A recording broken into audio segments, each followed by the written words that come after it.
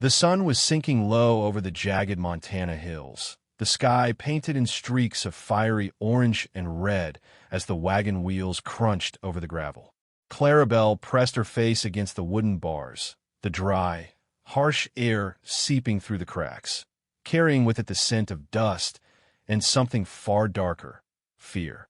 She wasn't a bride. Not really. Not in any way she dreamed. She was merchandise, sold for 50 and the promise of clearing a family debt. The rope burns on her wrists told the true story of how willing she had been to accept this fate. Her life, once filled with dreams of the East, was now slipping away into the cruel, unforgiving landscape of the West. Across from her sat Thaddius Blackwood, a man as cold as the land he owned. His gray eyes fixed on her, studying her like a piece of livestock he had just purchased at auction. His rough hands gripped a small, weathered portrait of a woman who looked remarkably like Clarabel. Auburn hair, green eyes, but this woman smiled. Clarabel's stomach twisted. Would she ever smile again? She wasn't so sure. As the wagon rumbled on, she watched her past fade behind the dust clouds, her heart heavy with the weight of what awaited her at Blackwood Ranch. She had no idea how long she would be able to hold on to the little hope left in her before it, too, was buried beneath this harsh, cruel land. Clarabel's heart pounded in her chest as the wagon pulled into the Blackwood Ranch. Her eyes scanned the landscape, but only deepened her unease. The ranch stretched endlessly, isolated from any neighbors, with no sign of life, no cattle, no bustling farmhands. Just the eerie silence of a place abandoned to rot. As the wagon came to a stop, she caught a glimpse of something that made her stomach turn, a fresh grave in the family cemetery. The headstone read Margaret Blackwood, beloved wife, 1845 to 1869. Margaret had only died 3 weeks ago. Her pulse quickened, the questions flooding her mind, but before she could ask, Thaddius caught her gaze and his jaw tightened. His voice was calm, but heavy with something she couldn't name. She was sick for months, wasting away. The doctor couldn't do a thing, Thaddius said, his eyes never meeting hers. But something in his voice, the way he shifted his eyes, told her it wasn't the whole truth. The house felt wrong. Too quiet, too pristine, as though someone had scrubbed away the evidence of what had really happened here. In the parlor, Margaret's personal belongings sat untouched. An unfinished embroidery, a book marked with a ribbon, a teacup with dried residue. Everything was as though Margaret had just stepped out for a moment. But Clara knew better. Something wasn't right, and she wasn't about to let it pass her by. Upstairs, in the room she would now call her own, Clara's breath caught in her throat. Margaret's scent still lingered in the air, a mix of lavender soap and something metallic, something wrong. When she asked about Margaret's personal items, Thaddius gave her an excuse that felt hollow. He claimed they'd been burned to prevent the spread of her illness. But Margaret's jewelry box sat untouched on the dresser, its contents seemingly preserved in time. That night, as Clara lay in Margaret's bed, her mind raced. She had been sold into this house, just another woman to replace a wife gone too soon. But Margaret's secrets, buried somewhere in this house, might hold the key to her survival. The real question was, would she live long enough to uncover the truth? And why had Margaret tried to leave? Clara didn't know yet, but she would find out, one way or another. The next morning, Ezra, Thaddius's teenage son, approached Clara with a look in his eyes that sent a chill down her spine. His face was gaunt, his eyes hollow with a terror that could only come from knowing things no child should. When Thaddius left the room, Ezra grabbed Clara's arm and whispered the warning that would change everything. Mother wasn't sick, he said, voice cracking. She was trying to leave. The night she died, she was packing a bag. She knew. She was trying to escape. Clara's heart stopped. Her mind reeled. Margaret hadn't died from illness. She had been trying to leave. But why? What had she discovered that was so terrible? Clara was about to walk into the same trap that had killed Margaret, but there was no way to turn back now. She had to keep her eyes open, keep digging. She wasn't about to be Thaddius's next victim. As evening approached, Clara heard something that sent terror creeping up her spine, a rhythmic scraping noise coming from beneath the house. Thaddius was outside, shovel in hand, digging in the yard. But this wasn't just a man planting seeds or tending to the land. No, Thaddius was burying something or someone wrapped in cloth, something the size and shape of a person. The next morning, Thaddius acted like nothing had happened. He served Clara breakfast with the same cold politeness, like any normal husband would. But Clara's eyes were sharper now. She noticed the dirt under his fingernails, the mud on his boots, the same boots he'd been wearing when she saw him burying something. That night, Clara went searching for answers. She found Margaret's diary hidden beneath a loose floorboard in Margaret's room. As Clara's trembling hands opened the pages, the truth poured out. Margaret had uncovered Thaddius's dark secret. He had been poisoning her with arsenic, slowly killing her for months. The last entry burned into Clara's memory. He knows. I know. I have to leave tonight, or I'll end up like the others. Clara's blood ran cold as she realized Margaret hadn't been the first. Thaddius had killed before: Sarah, Elizabeth, Catherine, and now Margaret. What was worse was the revelation that Ezra wasn't even Thaddius's son. He was Sarah's child, a boy who had been raised by the man who murdered his real mother. That night, when Thaddius returned with tea, Clara knew her time was running out. She had to act fast. She played along, pretending to drink the tea, but when Thaddius wasn't looking, she dumped it into a potted plant. She had to survive, at least long enough to expose him for the monster he was. But Clara was running out of time. The next morning, she was violently ill. She realized Thaddius had poisoned her on the first day, just like he had with Margaret. The desperation in her chest grew as she thought of Margaret's last words. I have to leave tonight. Clara wasn't going to die like Margaret. She had to find a way out before it was too late. That night, the scraping noise returned. Thaddius was digging again. But this time, Clara knew what it meant. She had to survive. But would she? Or would she become just another name on a headstone in the Blackwood family cemetery? As Thaddius raised a knife, ready to kill her, Clara realized that the truth was her only weapon. In the end, the courage to face the monster who had destroyed so many lives was what would save her. She was no longer just a victim. She was a woman who had found her strength in the face of death. The wind howled outside, but in that moment, Clara knew some debts weren't paid in gold. They were paid in blood. Clara's thoughts were racing as she crouched, hidden behind Margaret's belongings, the diary heavy in her hands. The weight of it pressed down on her chest as she quickly read through the last few entries. Margaret had known the truth. She had known what Thaddius had done, and in her final moments, she had tried to escape, but it was too late. Clara felt her stomach twist in knots. This wasn't just about surviving anymore. This was about justice for all the women who had suffered before her. But as Clara set the diary down, a sickening thought occurred to her. What would Thaddius do when he found out that Margaret's secrets had been uncovered? Thaddius was a man who'd lived in the shadows, manipulating everyone around him to protect his empire of lies. But the more Clara thought about it, the more she realized just how little she knew. What had kept him from being caught all these years? What had kept the local authorities, the sheriff, from intervening? It was clear now that the whole town had been complicit. Thaddius's connections ran deeper than just the ranch. They spread through the town like a disease, infecting everyone who turned a blind eye to the truth.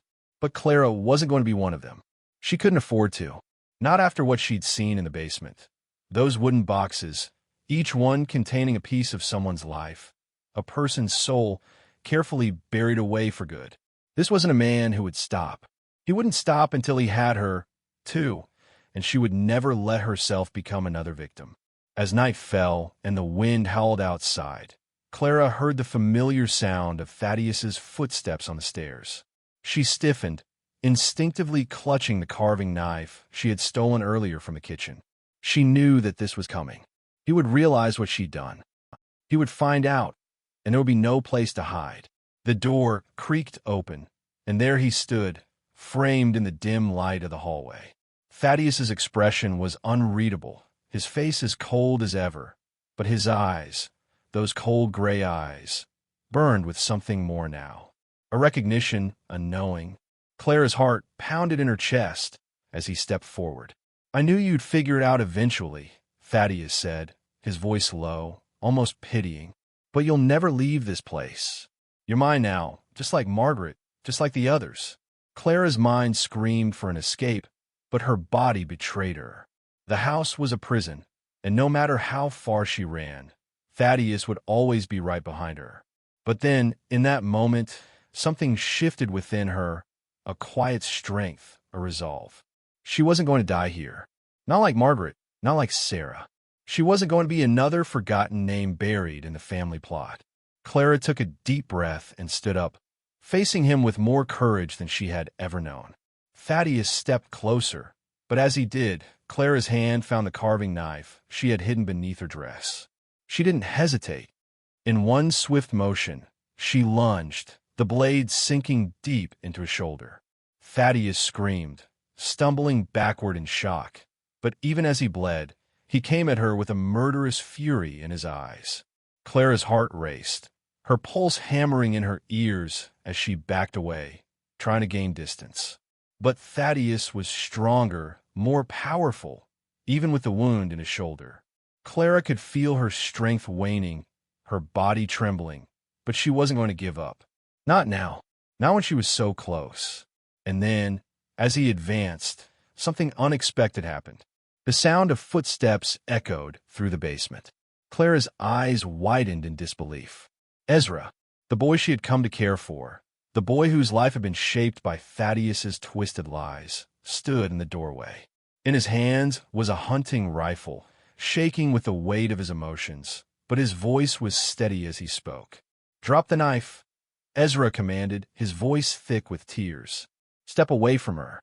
Thaddius's eyes narrowed, and for a moment, Clara feared he would turn on Ezra. But Ezra stood firm, his fingers gripping the rifle tighter as the tension in the room thickened. "You don't understand, Ezra," Thaddius spat. "She's just another liar, just like your mother. She's trying to destroy us. She was never meant to be here." Ezra's hand tightened around the rifle, his voice cracking. "I saw it, Dad. I saw everything. I watched you kill her. I watched you kill Mom." The words broke free like a dam that had been holding back years of guilt, fear, and anger. Thaddius's face twisted in fury as he realized the full extent of his son's knowledge. But it was too late.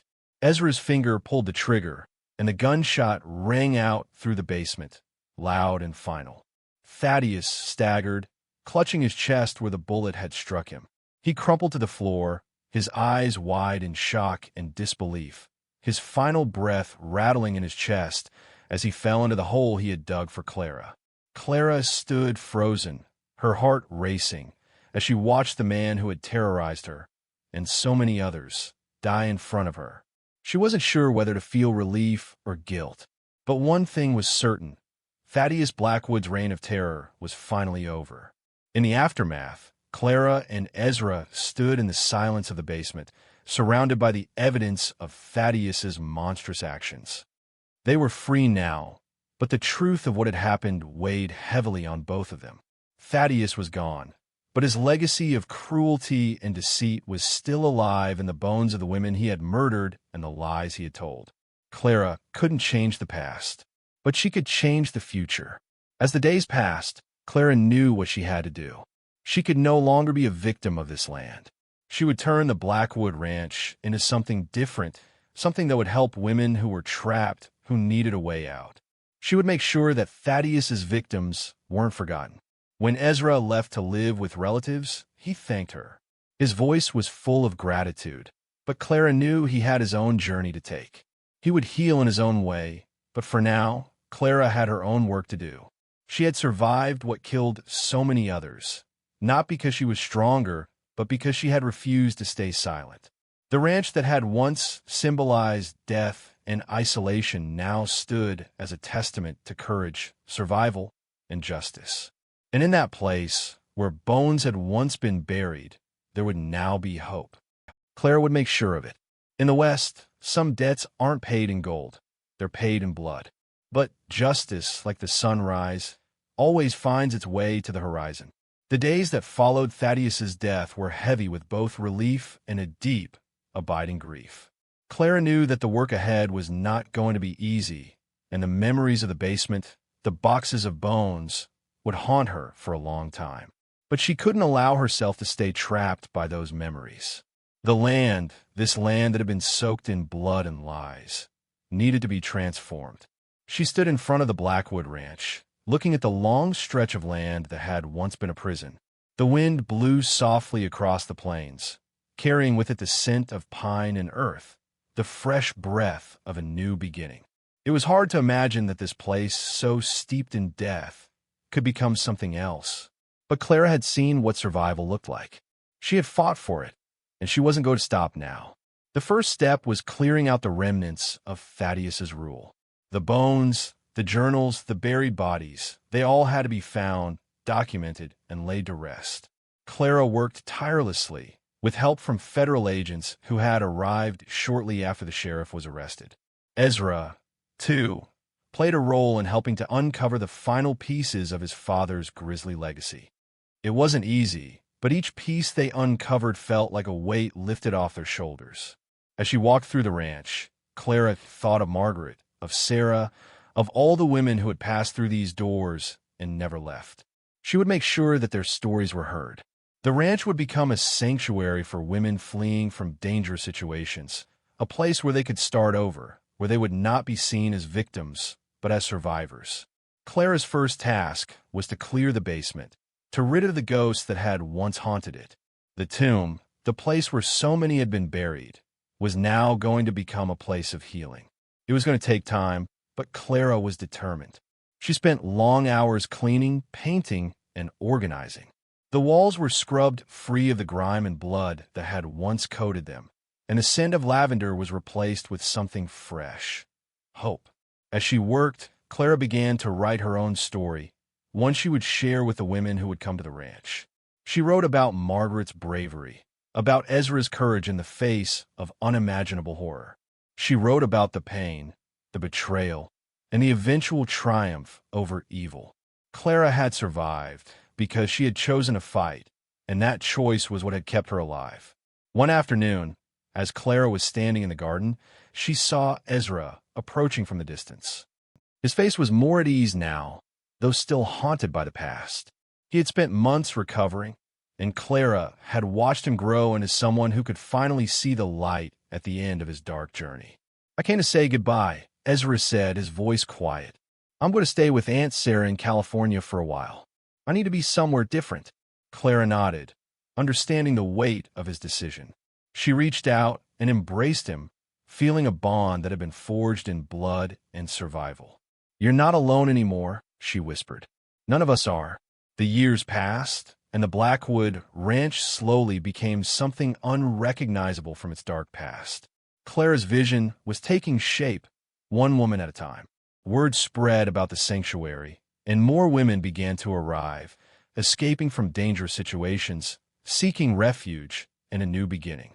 On the first anniversary of Thaddius's death, Clara stood in the family cemetery, where she had placed new headstones in honor of the women who had died here. But these were no longer just gravestones. They were symbols of the strength and courage that would never be forgotten. The wind had settled, and Clara stood there in silence, her heart full. She had done it. She had turned this place of death into a place of life, into something that could save those who needed it most. As she looked at the cemetery, she whispered a prayer for the women who had gone before her: Margaret, Sarah, Elizabeth, Catherine, and all the others who had suffered. They would never be forgotten. They were the reason she kept going. And the ranch, once a symbol of Thaddius's cruelty, would now be a beacon of hope. Clara had turned the worst of the Old West into the best of what it could offer: redemption, justice, and the promise of a new beginning. As Clara stood in the quiet of the cemetery, looking out over the wide, open plains, she thought about the road that had led her here. She had been sold like cattle, a victim of circumstances, but she had refused to be defined by her past. In the Old West, where survival meant everything, she had fought for her life, for truth, and for the lives of those who would come after her. The ranch had become a sanctuary, not just for women, but for herself as well. She had healed. She had found redemption, not in the land, but in the choices she had made. The darkness of the past was finally behind her, and in its place, a new light had emerged, a light that would never fade. In the West, Clara whispered to herself, some debts aren't paid in gold, they're paid in blood. But mercy, like the wind, always finds its way to the ones who dare to stand in its path. Clara's journey began long before the moment she was sold for a mere 50, the debts of her aunt weighing down on her young shoulders. From the moment she left Boston, she had dreamed of a life filled with new opportunities. The letters from Thaddius Blackwood painted a picture of prosperity. His ranch was a dream to many who had toiled in the East, struggling to survive in a world of crowded cities and suffocating expectations. The allure of wide, open plains, freedom, and the promise of a new life as Thaddius's bride were more than enough to convince Clara to take the journey. But the truth came as a violent shock the moment she saw Blackwood Ranch in the distance. She had never expected the desolate isolation, the stark emptiness that greeted her. The air was thick with dust, and the house, though grand in appearance, felt as though it had been abandoned for years. There was no sign of life, no welcome, no warm embrace. Only the quiet crunch of the wagon wheels against gravel as they approached the ranch, a sound that filled her chest with a growing sense of dread. Thaddius Blackwood, her new husband-to-be, sat across from her on the wagon, his eyes cold and calculating, studying her as though she were a piece of cattle to be examined. There was nothing gentle in his demeanor, no romantic words, no promises of love. Just business, pure and simple. Clara shivered as the realization hit her. She was nothing more than an asset to him, a way to replace the dead wife whose grave she had seen just moments ago. Margaret Blackwood's grave had shaken Clara to her core. The fresh soil, the newly carved headstone, she couldn't shake the image from her mind. Margaret had died only weeks before Clara's arrival, and yet Thaddius was already moving forward with replacing her. The emptiness of the grave mirrored the emptiness in Clara's heart as she realized the truth about the man she was bound to marry. Thaddius's lies were already stacking up around her like a pile of kindling, ready to be set aflame. As they approached the house, Clara's stomach churned, but she didn't have the luxury of turning back. She was trapped in this arrangement, sold like a commodity. What choice did she have but to step into the suffocating world that Thaddius had created? The house, too clean, too sterile, felt like a tomb in itself. A place where dreams had died, replaced by cold silence and deception. As they entered the parlor, Clara noticed Margaret's things were still scattered about, as though she had just stepped out for a moment. A half-finished embroidery sat on the table, a teacup still half full. The meticulous order of Margaret's things felt wrong, too orderly for someone who had died so recently. Clara's instinct screamed that something was off, that there was more to Margaret's death than the simple illness Thaddius claimed. Margaret was sick for months, Thaddius had said, his eyes avoiding hers as he spoke. But Clara had seen enough in her short life to know when someone was lying. The falsehoods in Thaddius's words hung in the air like smoke, and Clara wasn't about to be blinded by them. When the night fell and the house became even quieter, Clara's anxiety reached a fever pitch. The oppressive silence of the Blackwood Ranch was crushing, and Clara could feel the weight of Margaret's absence hanging in the air, like a ghost waiting to be uncovered. Clara's first night at Blackwood Ranch was a restless one. She lay in Margaret's old bed, staring at the ceiling, her mind racing. The coldness of the room, the chill in the air, seemed to seep into her bones, but it was the thoughts of Margaret's untimely death and Thaddius's strange behavior that kept her awake. What had really happened to Margaret? And why did Thaddius seem so determined to push forward with their marriage so quickly after her death? The next morning, as Clara ventured downstairs, she was greeted with the same cold politeness from Thaddius. He acted as though everything were normal, as though nothing was out of place. But Clara knew better.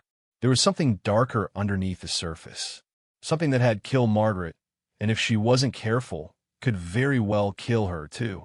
In the days that followed, Clara began to explore the house more thoroughly. She spent hours in Margaret's room, carefully searching for any clues that might explain what had happened. It was during one of these searches that she discovered a hidden compartment beneath the floorboards. With trembling hands, Clara pried open the loose board, revealing an oilcloth-wrapped bundle, Margaret's diary. As Clara read through the diary's entries, her heart sank with each word. Margaret hadn't known the truth. She had discovered the slow poison that Thaddius had been slipping into her tea, the arsenic that had been carefully mixed into her daily dose. Margaret had even found the vial hidden in Thaddius's desk drawer. The last few pages of the diary were frantic, written in hurried, desperate strokes. Margaret had tried to leave, but it was too late. Thaddius had caught her, and in the end, he had killed her. The revelation was staggering. Thaddius had been slowly poisoning his wife, just as he had planned to do with Clara. The realization hit Clara hard. She wasn't just being sold into a life of servitude. She was being set up as Thaddius's next victim. The man who had promised to be her husband was nothing more than a cold-blooded killer, and Clara had to find a way to escape before she became another name on the list of women buried on the ranch. Clara wasn't alone in her discoveries. Ezra, Thaddius's teenage son, approached her one night, his face pale and filled with terror. When he whispered to her about the truth of his mother's death, how he had watched Thaddius poison her, how he had seen everything, Clara realized just how much danger she was in. Ezra, too, had been a victim of Thaddius's lies, forced to live with a murderer for all these years. Ezra's warning chilled Clara to her core. His mother had been planning to leave, but Thaddius had killed her before she could escape. And now, Clara was walking the same path that had led to Margaret's death. The house that once seemed so inviting, with its fresh linens and empty promises, was now a prison, and Clara could feel the walls closing in. That night, as she lay awake in bed, Clara heard the scraping sound again, the sound of metal on stone. Thaddius was outside, digging. But what was he burying? And why did it feel like she was next? Clara's fear intensified with each passing day. Every moment felt like a countdown, a race against time. Thaddius was moving faster now, more determined than ever to get rid of her. The tea was stronger, more potent, and she could feel it working its way into her system with each sip. Her stomach churned, her vision blurred, but she had to act. She couldn't wait for the poison to kill her like it had killed Margaret. One evening, as Clara pretended to drink the tea, she couldn't help but notice the change in Thaddius's demeanor. He watched her closely, his eyes never leaving her face as she sipped the liquid. His usual cold politeness had been replaced by a strange, almost affectionate attention. But Clara wasn't fooled. She knew what he was doing. He was preparing to kill her just as he had done with Margaret. The more Clara thought about it, the more she realized that Thaddius was moving with greater urgency. What had changed? Clara's heart raced as she plotted her next move. She had to survive, and that meant uncovering the truth of what was happening beneath the ranch. The scraping sound continued to echo through the house at night, and Clara knew it was only a matter of time before Thaddius's secret would be revealed. As the days wore on, Clara's physical condition worsened. She grew weaker, but her determination only strengthened. She couldn't afford to give up. She had to find a way out. One morning, after Thaddius left the house to check on the livestock, Clara took the opportunity to explore the basement. She had suspected something for days, and now she was certain. The smell of decay hit her as she descended into the dark, musty cellar. And there, in the corner, she found what she had feared, a series of wooden boxes, each marked with a woman's name and date. As she opened Margaret's box, Clara found the personal items, jewelry, letters, a locket, but what made her blood run cold was the sight of the bones. The bones of a woman who had been loved and then discarded, just like so many before her. But the most chilling discovery came when Clara found a fresh box at the end of the line. Thaddius had already prepared her final resting place. She was next. Clara stumbled back, her heart pounding in her chest as the full weight of the situation hit her. She wasn't just trapped in a marriage to a murderer. She was already dead in his eyes. Thaddius had been planning her death from the moment she stepped foot on Blackwood Ranch. Clara's mind raced as she absorbed the horrifying truth. She wasn't just a new wife to Thaddius Blackwood. She was a pawn in a dark, twisted game. The boxes lined up in the basement, each one holding the remains of another woman who had trusted him, loved him, believed in the lies he'd spun, just like Clara had. It wasn't just a murder, it was a pattern, a cycle that had gone unbroken for years. She looked around the dark, oppressive basement and knew she had to act. Every moment she hesitated, every breath she took could be her last. The realization of how close she had come to becoming another of Thaddius's victims shook her to her core. The sound of shovels scraping against the earth outside still echoed in her mind, a grim reminder of what awaited her. If she didn't escape now, she would never leave this house alive.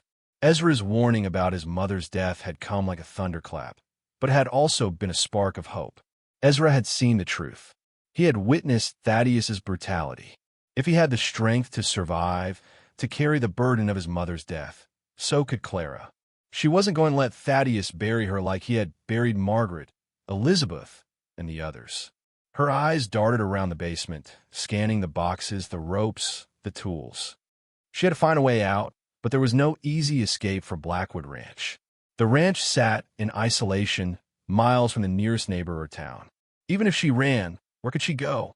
She had no weapons, no resources, and no way to contact anyone who could help.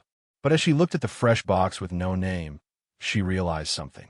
She wasn't the only one trapped in this house. Ezra was too, a victim of Thaddius's twisted game, forced to live in the shadow of his father's crimes.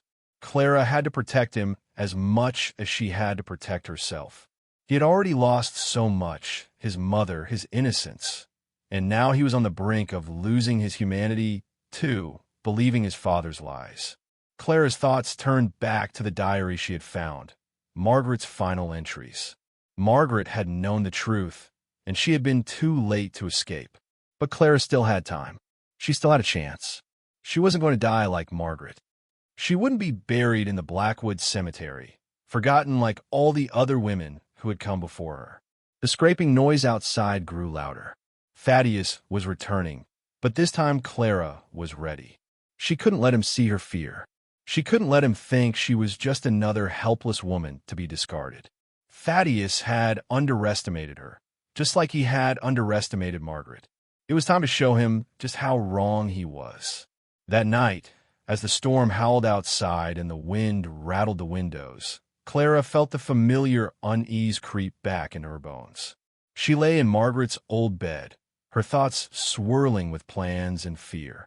She had barely slept, her mind too occupied with the realization that if she didn't act soon, there would be no chance left. Thaddius was going to kill her, and it would happen sooner than she expected. But she had a plan now.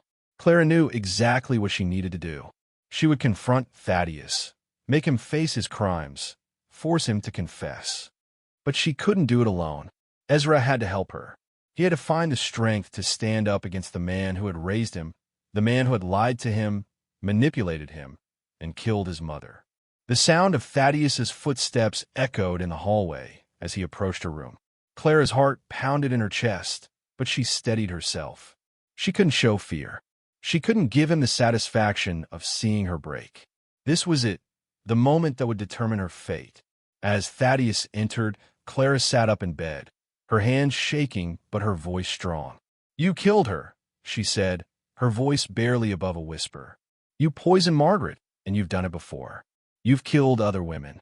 Thaddius froze, his cold gray eyes locking onto hers. For a moment, he said nothing, as though he were trying to decide whether to laugh at her or silence her with a single motion. But Clara didn't back down. "You'll never get away with this," she continued. "I know what you did. You poisoned her, just like you poisoned me.